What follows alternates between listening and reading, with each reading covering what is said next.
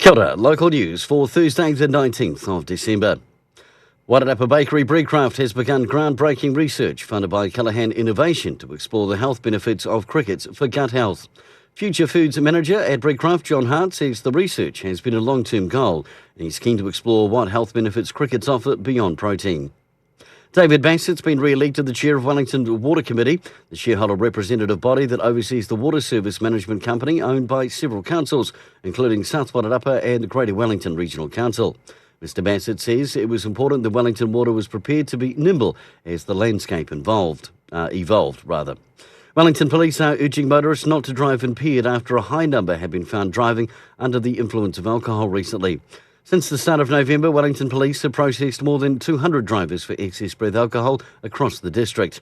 Wellington District Road Policing Manager Inspector Derek Orchard says the last thing people want to do is, or the police want to do rather, is knock on a door and tell someone's family their loved one is not coming home this Christmas.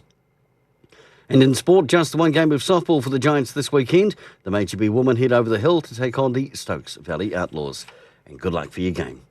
For local news and sports, kia ora, I'm Brent Gare.